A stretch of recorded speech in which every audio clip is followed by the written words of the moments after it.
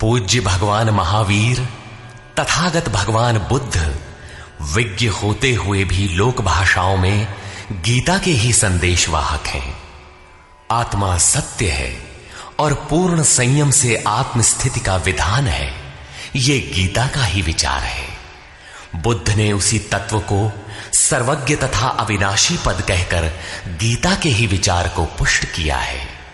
इतना ही नहीं, अपितु विश्व वाडम्मय में धर्म के नाम पर जो कुछ भी सार सर्वस्व है, जैसे एक ईश्वर, प्रार्थना, पश्चाताप, तप इत्यादि गीता के ही उपदेश हैं। वही उपदेश मानव मात्र की मुक्ति का दिव्य संदेश बनकर उपस्थित है। श्री परमात्मने नमः। यथार्थ गीता, श्रीमद् भगवत गीता, अथ पंचमो अध्यायः। अध्याय 3 में अर्जुन ने प्रश्न रखा था कि भगवान, जब ज्ञान योग आपको श्रेष्ठ मान्य है तो आप मुझे भयंकर कर्मों में क्यों लगाते हैं? अर्जुन को निष्काम कर्म योग की अपेक्षा ज्ञान योग कुछ सरल प्रतीत हुआ लगता है, क्योंकि ज्ञान योग में हारने पर देवत्व और विजय में महामहिम स्थिति, दोनों ही दशाओं में लाभ ही लाभ प्रतीत हुआ। किंतु अब तक अर्जुन ने भली प्रकार समझ लिया था कि दोनों ही मार्गों में कर्म तो करना ही पड़ेगा। योगेश्वर उसे संशय रहित होकर तत्वदर्शी महापुरुष की शरण लेने के लिए भी प्रेरित करते हैं, क्योंकि समझने के लिए वही एक स्थान है। अतः दोनों मार्गों में से एक चुनने से पूर्व उसने निवेदन किया, श्री कृष्ण, आप कभी संन्यास माध्यम से किए जाने वाले कर्म की और कभी निष्काम दृष्टि से किए जाने वाले कर्म की प्रशंसा करते हैं। इन दोनों में से एक जो भली प्रकार आपका निश्चय किया हुआ हो, जो परम कल्याणकारी हो, उसे मेरे लिए कहिए। कहीं जाने के लिए आपको 2 मार्ग बताए जाए तो आप सुविधाजनक मार्ग अवश्य पूछेंगे। यदि नहीं पूछते तो आप जाने वाले नहीं हैं। इस पर योगेश्वर श्री कृष्ण ने कहा, अर्जुन, संन्यास माध्यम से किया जाने वाला कर्म अर्थात ज्ञान मार्ग से किया जाने वाला कर्म और कर्म योग, निष्काम भावना से किए जाने वाले कर्म, ये दोनों ही परम श्रेय को दिलाने वाले हैं। परंतु इन दोनों मार्गों से संन्यास अथवा ज्ञान दृष्टि से किए जाने वाले कर्म की अपेक्षा निष्काम कर्म योग श्रेष्ठ है। प्रश्न स्वाभाविक है कि श्रेष्ठ क्यों है? महाबाहु अर्जुन, जो न किसी से द्वेष करता है न किसी की आकांक्षा करता है, वो सदैव सन्यासी ही समझने योग्य है, चाहे वो ज्ञान मार्ग से या निष्काम कर्म मार्ग से ही क्यों ना हो। राग द्वेषादि द्वंद्वों से रहित वो पुरुष सुखपूर्वक भव बंधन से मुक्त हो जाता है। निष्काम कर्म योग तथा ज्ञान योग, इन दोनों को वही अलग अलग बताते हैं जिनकी समझ इस पथ में अभी बहुत हल्की है, न कि पूर्ण ज्ञाता पंडित लोग, क्योंकि दोनों में से एक में भी अच्छी प्रकार स्थित हुआ पुरुष दोनों के फल रूप परमात्मा को प्राप्त होता है। दोनों का फल एक है, इसलिए दोनों एक ही समान है। जहां सांख्य दृष्टि से कर्म करने वाला पहुंचता है, वहीं निष्काम माध्यम से कर्म करने वाला भी पहुंचता है। इसलिए जो दोनों को फल की दृष्टि से एक देखता है, वही यथार्थ जानने वाला है। जब दोनों एक ही स्थान पर पहुंचते हैं तो निष्काम कर्मयोग विशेष क्यों? श्री कृष्ण बताते हैं, अर्जुन, निष्काम कर्मयोग का आचरण किए बिना संन्यासः का प्राप्त होना दुखप्रद है। जब योग का आचरण प्रारंभ ही नहीं किया तो असंभव सा है। इसलिए भगवत स्वरूप का मनन करने वाला मुनि, जिसकी मन सहित इंद्रियां मौन है, निष्काम कर्मयोग का आचरण करके परब्रह्म परमात्मा को शीघ्र ही प्राप्त हो जाता है। स्पष्ट है कि ज्ञान योग में निष्काम कर्मयोग का ही आचरण करना पड़ेगा, क्योंकि क्रिया दोनों में एक ही है। वही यज्ञ की क्रिया है जिसका शुद्ध अर्थ है आराधना। दोनों मार्गों में अंतर केवल कर्ता के दृष्टिकोण का है। एक अपनी शक्ति को समझकर हानि लाभ देखते हुए इसी कर्म में प्रवृत्त होता है और दूसरा निष्काम कर्मयोगी इष्ट पर निर्भर होकर इसी क्रिया में प्रवृत्त होता है। उदाहरणार्थ, एक प्राइवेट पढ़ता है, दूसरा नॉमिनेट। दोनों का पाठ्यक्रम एक ही है, परीक्षा एक है, परीक्षक निरीक्षक दोनों में एक ही है। ठीक इसी प्रकार दोनों के सद्गुरु तत्वदर्शी हैं और एक ही है, केवल दोनों के पढ़ने का दृष्टिकोण भिन्न है। पीछे जैसे श्री कृष्ण ने कहा कि काम और क्रोध दुर्जय शत्रु हैं, अर्जुन इन्हें तू मार। अर्जुन को लगा कि यह तो बड़ा कठिन है, किंतु श्री कृष्ण ने कहा, नहीं, शरीर से परे इंद्रियां हैं, इंद्रियों से परे मन है, मन से परे बुद्धि है, बुद्धि से परे तुम्हारा स्वरूप है, तुम वहां से प्रेरित हो। इस प्रकार अपनी शक्ति को सामने रखकर स्वावलंबी होकर कर्म में प्रवृत्त होना ज्ञान योग है। समर्पण के साथ इष्ट पर निर्भर होकर उसी कर्म में प्रवृत्त होना निष्काम कर्म योग है। दोनों की क्रिया एक है और परिणाम भी एक ही है। इसी पर बल देकर योगेश्वर श्री कृष्ण यहां कहते हैं कि योग का आचरण किए बिना सन्यास अर्थात शुभाशुभ कर्मों के अंत की स्थिति का प्राप्त होना असंभव है। श्री कृष्ण के अनुसार ऐसा कोई योग नहीं है कि हाथ पर हाथ रखकर बैठे बैठे कहो कि मैं परमात्मा हूं, शुद्ध हूं, बुद्ध हूं, मेरे लिए न तो कर्म है न बंधन, मैं भला बुरा कुछ करता दिखाई पड़ता भी हूं तो इंद्रियां अपने अर्थों में बरत रही हैं। ऐसा पाखंड श्री कृष्ण के शब्दों में कदापि नहीं है। साक्षात योगेश्वर भी अपने अनन्य सखा अर्जुन को बिना कर्म की ये स्थिति नहीं दे सके। यदि ऐसा वे कर सकते तो गीता की आवश्यकता ही क्या थी। कर्म तो करना ही पड़ेगा। कर्म करके ही सन्यास की स्थिति को पाया जा सकता है और योग युक्त पुरुष शीघ्र ही परमात्मा को प्राप्त हो जाता है। योग युक्त पुरुष के लक्षण क्या है, इस पर कहते हैं, विशेष रूप से जीता हुआ है शरीर जिसका, जीती हुई है इंद्रियां जिसकी, और विशेष रूप से शुद्ध है अंतःकरण जिसका, ऐसा पुरुष संपूर्ण भूत प्राणियों की आत्मा के मूल उद्गम परमात्मा से एक ही भाव हुआ योग से युक्त है। वो कर्म करता हुआ भी उससे लिप्त नहीं होता। तो करता क्यों है? पीछे वालों में परम कल्याणकारी बीज का संग्रह करने के लिए लिप्त क्यों नहीं होता? क्योंकि संपूर्ण प्राणियों का जो मूल उद्गम है, जिसका नाम परम तत्व परमात्मा है, उस तत्व में वो स्थित हो गया। आगे कोई वस्तु नहीं जिसकी शोध करे। पीछे वाली वस्तुएं छोटी पड़ गई तो भला आसक्ति किसमें करे? इसलिए वो कर्मों से आवृत्त नहीं होता। ये योग युक्त की पराकाष्ठा का चित्रण है। पुनः योग युक्त पुरुष की रहनी स्पष्ट करते हैं कि वो करते हुए भी उससे लिप्त क्यों नहीं होता। परम तत्व परमात्मा को साक्षात्कार सहित जानने वाले योग युक्त पुरुष की ये मन स्थिति अर्थात अनुभूति है कि मैं किंचित मात्र भी कुछ नहीं करता हूं। ये उसकी कल्पना नहीं, बल्कि ये स्थिति उसने कर्म करके पाई है। अब प्राप्ति के पश्चात वो सब कुछ सुनता हुआ, स्पर्श करता, सूंघता, भोजन करता, गमन करता, सोता, श्वास लेता, त्याग करता, ग्रहण करता, आंखों को खोलता और मीचता हुआ भी इंद्रियां अपने अर्थों में बरतती हैं। ऐसी धारणा वाला होता है परमात्मा से बढ़कर कुछ है ही नहीं, और जब उसमें वो स्थित ही है तो उससे बढ़कर किस सुख की कामना से वो किसी का स्पर्श इत्यादि करेगा। यदि कोई श्रेष्ठ वस्तु आगे होती तो आसक्ति अवश्य रहती, किंतु प्राप्ति के बाद अब और आगे जाएगा कहां और पीछे त्यागेगा क्या? इसलिए योग युक्त पुरुष लिप्त नहीं होता। इसी को एक उदाहरण के माध्यम से प्रस्तुत करते हैं। कमल कीचड़ में होता है, उसका पत्ता पानी के ऊपर तैरता है, लहरें रात दिन उसके ऊपर से गुजरती हैं, किंतु आप पत्ते को देखें, सूखा मिलेगा, जल की एक बूंद भी उस पर टिक नहीं पाती। कीचड़ और जल में रहते हुए भी वो उससे लिप्त नहीं होता।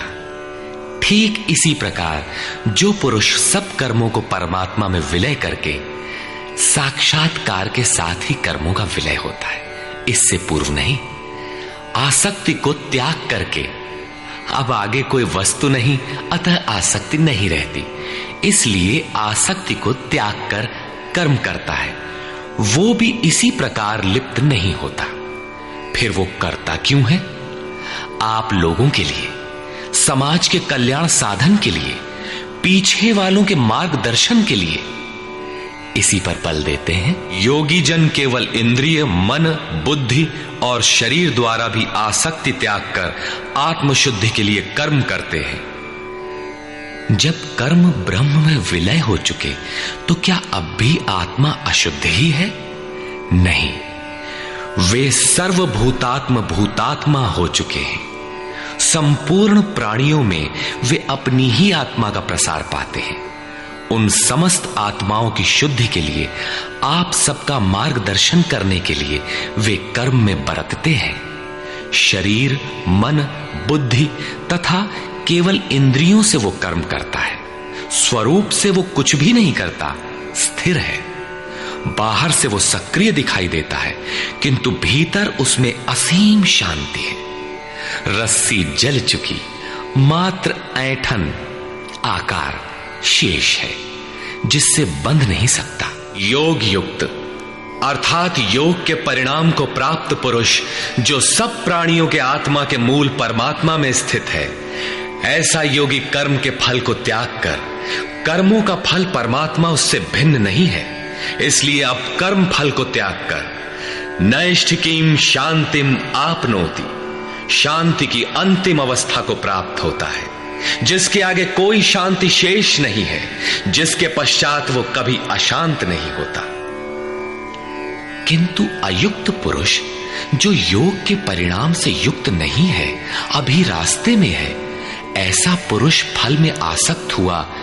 फल है परमात्मा, उसमें उसका आसक्त होना आवश्यक है, इसलिए फल में आसक्त होने पर भी काम कारेण निबध्यते, कामना करके बंध जाता है, अर्थात पूर्ति पर्यंत कामनाएं जागृत होती है।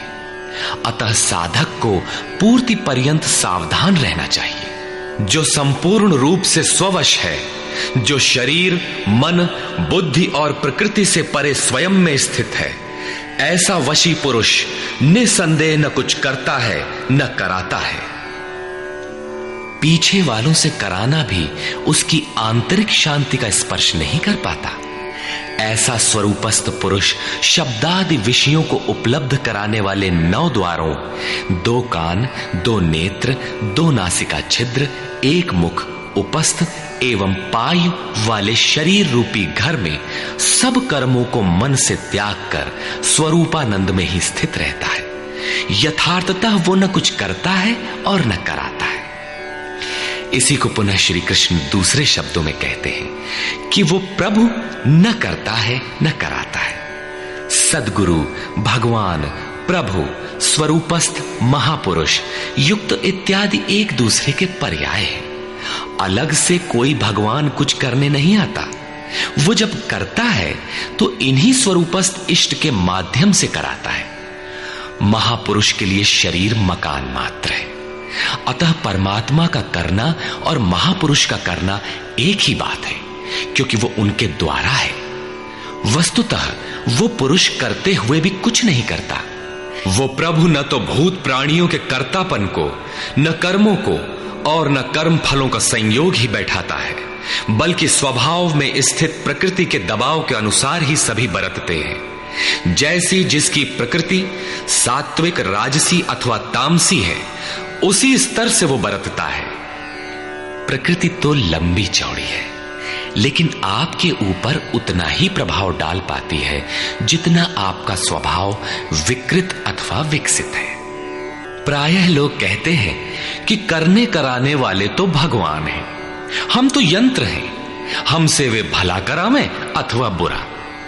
किंतु योगेश्वर श्री कृष्ण कहते हैं कि न वो प्रभु स्वयं करता है, न कराता है, और न वो जुगाड़ ही बैठाता है, लोग अपनी स्वभाव में स्थित प्रकृति के अनुरूप बरतते हैं, भगवान नहीं करते। तब लोग कहते क्यों हैं कि भगवान करते हैं? इस पर योगेश्वर बताते हैं, जिसे अभी प्रभु कहा उसी को यहां विभु कहा गया है, क्योंकि वो संपूर्ण वैभव से संयुक्त है। प्रभुता एवं वैभव से संयुक्त वो परमात्मा न किसी के पाप कर्म को और न किसी के पुण्य कर्मों को ही ग्रहण करता है। फिर लोग कहते क्यों हैं? इसलिए कि अज्ञान के द्वारा ज्ञान ढका हुआ है। उन्हें अभी साक्षात्कार सहित ज्ञान तो हुआ नहीं, वे अभी जंतु हैं। मोहवश वे कुछ भी कह सकते हैं। ज्ञान से क्या होता है, इसे स्पष्ट करते हैं। जिनके अंतःकरण का वो अज्ञान, जिसने ज्ञान को ढक रखा था, आत्म साक्षात्कार द्वारा नष्ट हो गया है। और इस प्रकार जिसने ज्ञान प्राप्त कर लिया है, उनका वो ज्ञान सूर्य के सदृश उस परम तत्व परमात्मा को प्रकाशित करता है। तो क्या परमात्मा किसी अंधकार का नाम है? नहीं, वो तो स्वयं प्रकाश रूप दिन राति, स्वयं प्रकाश रूप है तो, किंतु हमारे उपभोग के लिए तो नहीं है, दिखाई तो नहीं देता। जब ज्ञान द्वारा अज्ञान का आवरण हट जाता है, तो उनका वो ज्ञान सूर्य के सदृश परमात्मा को अपने में प्रवाहित कर लेता है। फिर उस पुरुष के लिए कहीं अंधकार नहीं रह जाता। उस ज्ञान का स्वरूप क्या है?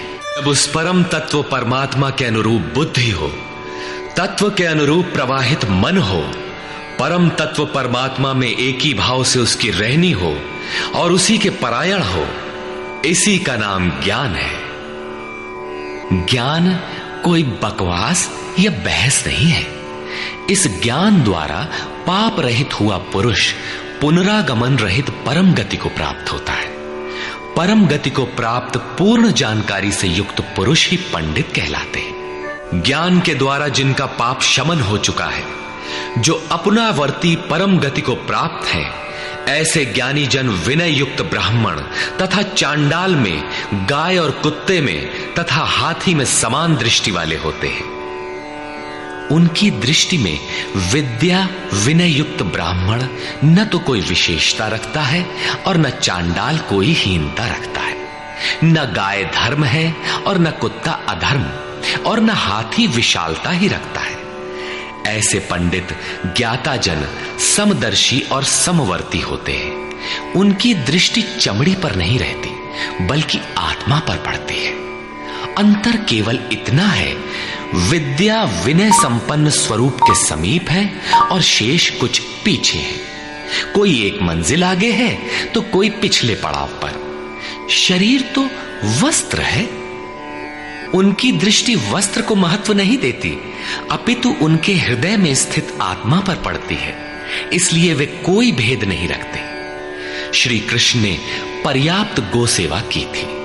उन्हें गाय के प्रति गौरवपूर्ण शब्द कहना चाहिए था, किंतु उन्होंने ऐसा कुछ भी नहीं कहा। श्री कृष्ण ने गाय को धर्म में कोई स्थान नहीं दिया। उन्होंने केवल इतना माना कि अन्य जीवात्माओं की तरह उसमें भी आत्मा है। गाय का आर्थिक महत्व जो भी हो, उसका धार्मिक वैशिष्ट्य परिवर्ती लोगों की देन है।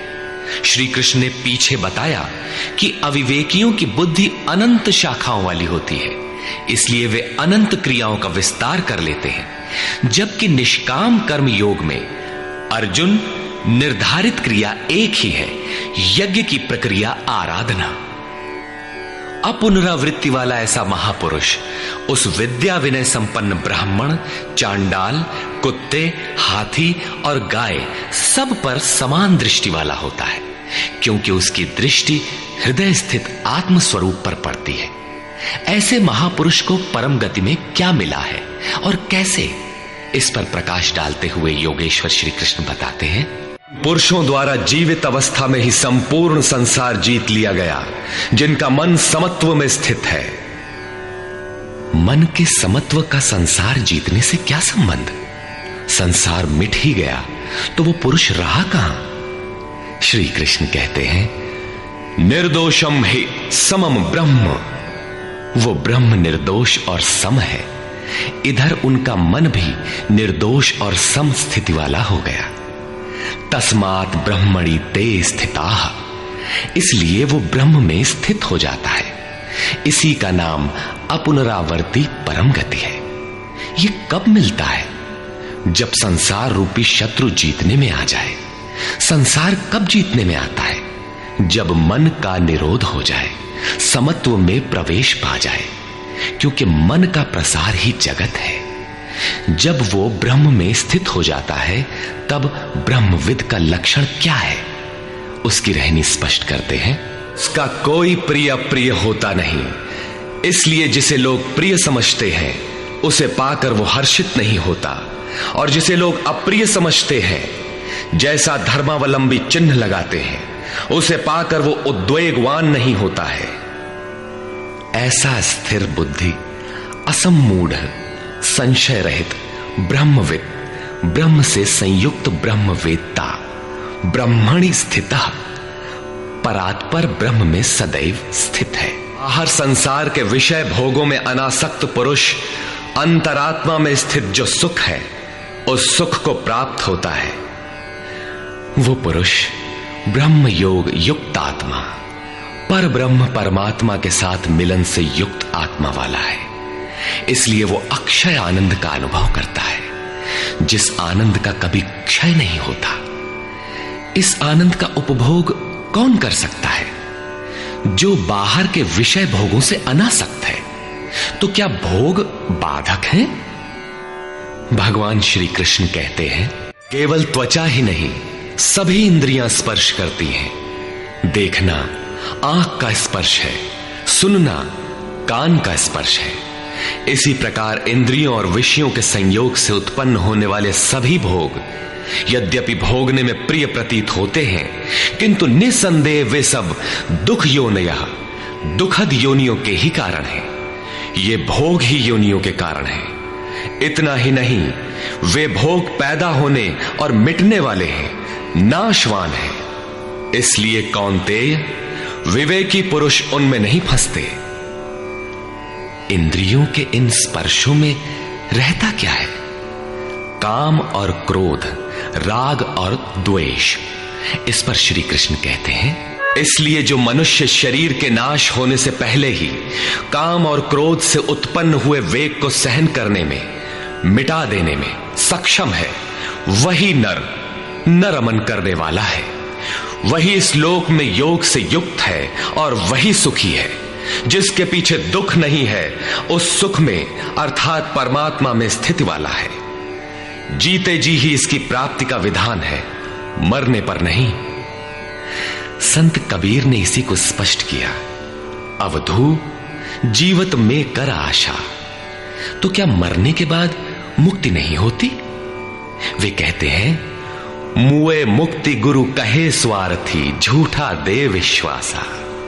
यही योगेश्वर श्री कृष्ण का कथन है कि शरीर रहते मरने से पहले ही जो काम क्रोध के वेग को मिटा देने में सक्षम हो गया, वही पुरुष इस लोक में योगी है, वही सुखी है। काम क्रोध बाह्य स्पर्श ही शत्रु है, इन्हें आप जीते।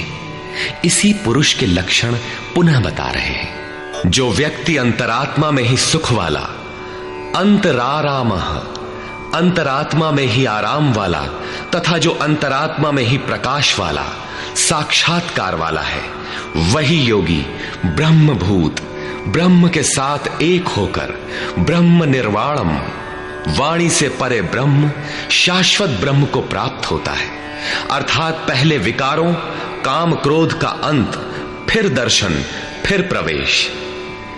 आगे देखें, परमात्मा का साक्षात्कार करके जिनका पाप नष्ट हो गया है, जिनकी दुविधाएं नष्ट हो गई हैं, संपूर्ण प्राणियों के हित में जो लोग लगे हुए हैं, प्राप्ति वाले ही ऐसा कर सकते हैं। जो स्वयं गड्ढे में पड़ा है, वो दूसरों को क्या बाहर निकालेगा। इसलिए करुणा महापुरुष का स्वाभाविक गुण हो जाता है। तथा यतात्मानः, जितेंद्रिय ब्रह्मवेत्ता पुरुष शांत पर ब्रह्म को प्राप्त होते हैं। उसी महापुरुष की स्थिति पर पुनः प्रकाश डालते हैं। काम और क्रोध से रहित जीते हुए चित्त वाले परमात्मा का साक्षात्कार किए हुए ज्ञानी पुरुषों के लिए सब ओर से शांत परब्रह्म ही प्राप्त है। बार बार योगेश्वर श्री कृष्ण उस पुरुष की रहनी पर बल दे रहे हैं जिससे प्रेरणा मिले। प्रश्न लगभग पूर्ण हुआ। अब वे पुनः बल देते हैं कि इस स्थिति को प्राप्त करने का आवश्यक अंग श्वास प्रश्वास का चिंतन है। यज्ञ की प्रक्रिया में प्राण का अपान में हवन, अपान का प्राण में हवन, प्राण अपान दोनों की गति का निरोध उन्होंने बताया था। उसी को समझा रहे हैं। अर्जुन, बाहर के विषयों दृश्यों का न चिंतन करते हुए उन्हें त्याग कर नेत्रों की दृष्टि को भ्रिकुटी के बीच में स्थिर करके, भ्रुवोह अंतरे का ऐसा अर्थ नहीं कि आंखों के बीच या भावों के बीच कहीं देखने की भावना से दृष्टि लगाएं। भ्रिकुटी के बीच का शुद्ध अर्थ इतना है कि सीधे बैठने पर दृष्टि भ्रिकुटी के ठीक मध्य से सीधे आगे बढ़े। दाहिने बाएं इधर उधर चकपक न देखें। नाक की डाणी पर सीधी दृष्टि रखते हुए नासिका के अंदर विचरण करने वाले प्राण और अपान वायु को सम करके, अर्थात दृष्टि तो वहां स्थिर करो और सुरत को श्वास में लगा दो कि कब श्वास भीतर गई, कितनी रुकी। लगभग आधा सेकंड रुकती है, प्रयास करके न रोकें। कब श्वास बाहर निकली, कितनी देर तक बाहर रही। श्वास में उठने वाली नाम ध्वनि सुनाई पड़ती रहेगी। इस प्रकार श्वास प्रश्वास पर जब सुरत टिक जाएगी तो धीरे धीरे श्वास अचल स्थिर ठहर जाएगी, सम हो जाएगी। न भीतर से संकल्प उठेंगे और न बाह्य संकल्प अंदर टकराव कर पाएंगे। बाहर के भोगों का चिंतन तो बाहर ही त्याग दिया गया था, भीतर भी संकल्प नहीं जागृत होंगे। सुरत एकदम खड़ी हो जाती है, तैल धारावत। तेल की धारा पानी की तरह टप टप नहीं गिरती, जब तक गिरेगी धारा ही गिरेगी। इसी प्रकार प्राण और अपान की गति एकदम सम स्थिर करके इंद्रियों, मन और बुद्धि को जिसने जीत लिया है, इच्छा, भय और क्रोध से रहित, मननशीलता की चरम सीमा पर पहुंचा हुआ मोक्ष परायण मुनि सदा मुक्त ही है। मुक्त होकर वो कहां जाता है, क्या पाता है? इस पर कहते हैं, वो मुक्त पुरुष मुझे यज्ञ और तपों को भोगने वाला, संपूर्ण लोकों के ईश्वरों का भी ईश्वर, संपूर्ण प्राणियों का स्वार्थ रहित हितैषी, ऐसा साक्षात जानकर शांति को प्राप्त होता है। योगेश्वर श्री कृष्ण कहते हैं कि उस पुरुष के श्वास प्रश्वास के यज्ञ और तप का भोक्ता मैं हूं। यज्ञ और तप अंत में जिसमें विलय होते हैं वो मैं हूं, वो मुझे प्राप्त होता है। यज्ञ के अंत में जिसका नाम शांति है वो मेरा ही स्वरूप है। वो मुक्त पुरुष मुझे जानता है और जानते ही मुझे प्राप्त हो जाता है। इसी का नाम शांति है। जैसे मैं ईश्वरों का भी ईश्वर हूं, वैसे ही वो भी है। निष्कर्ष, इस अध्याय के आरंभ में अर्जुन ने प्रश्न किया कि कभी तो आप निष्काम कर्मयोग की प्रशंसा करते हैं और कभी आप संन्यास मार्ग से कर्म करने की प्रशंसा करते हैं। अतः दोनों में एक को जो आपका सुनिश्चित किया हो, परम कल्याणकारी हो, उसे कहिए। श्री कृष्ण ने बताया, अर्जुन, परम कल्याण तो दोनों में है। दोनों में वही निर्धारित यज्ञ की क्रिया ही की जाती है। फिर भी निष्काम कर्मयोग विशेष है। बिना इसे किए संन्यास अर्थात शुभाशुभ कर्मों का अंत नहीं होता। संन्यास मार्ग नहीं, मंजिल का नाम है। योग युक्त ही सन्यासी है। योग युक्त के लक्षण बताए कि वही प्रभु है। वह न करता है न कुछ कराता है, बल्कि स्वभाव में प्रकृति के दबाव के अनुरूप लोग व्यस्त हैं। जो साक्षात मुझे जान लेता है वही ज्ञाता है, वही पंडित है।